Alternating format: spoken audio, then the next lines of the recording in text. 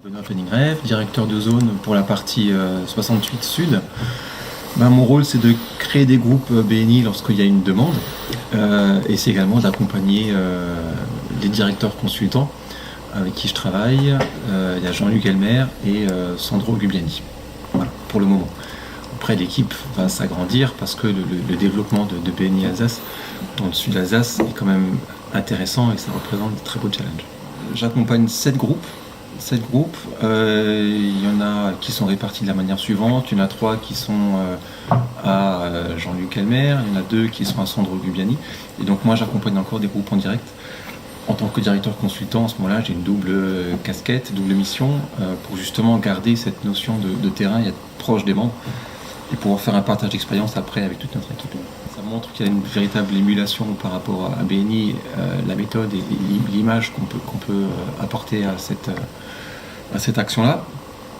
Ensuite, pour nous, c'est également une problématique parce qu'il faut qu'on maîtrise cette croissance. Il faut qu'on fasse également à l'insatisfaction parfois de certains membres qui disent mais pourquoi vous créez d'autres groupes, on en a assez ici, on a déjà du mal à inviter.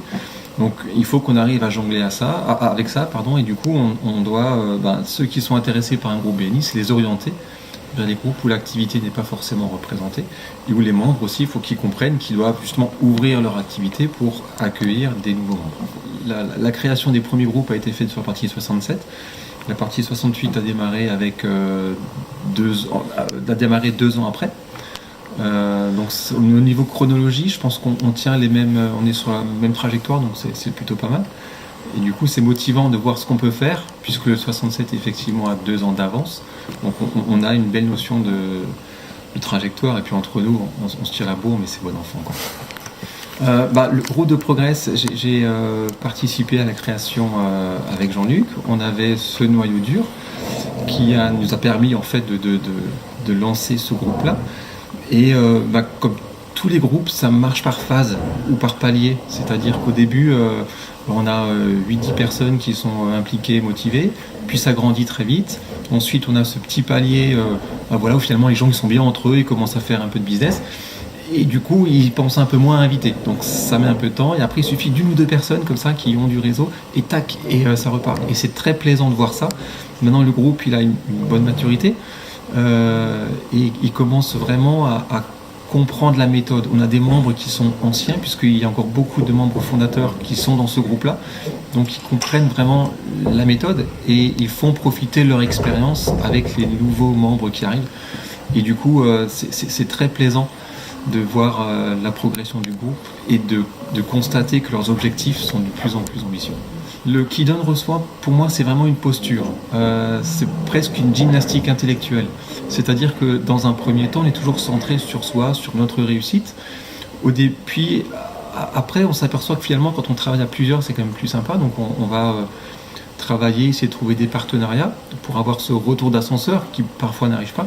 Et finalement, le qui donne reçoit, c'est ce qu'on retrouve dans les groupes. C'est-à-dire que on est là pour donner dans un premier temps, c'est ce qu'il faut arriver à faire passer comme message. On est là pour donner des recommandations, pour apporter des invités, apporter un certain dynamisme.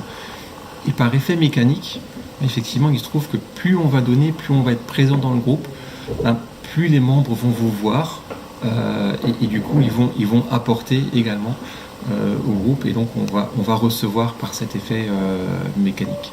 Je trouve que c'est assez malin du coup d'avoir résumé tout ça avec ces quelques mots. Alors, j'ai un témoignage à faire par rapport à une recommandation qui s'est faite au sein d'un groupe BNI, c'est le groupe Tour de l'air.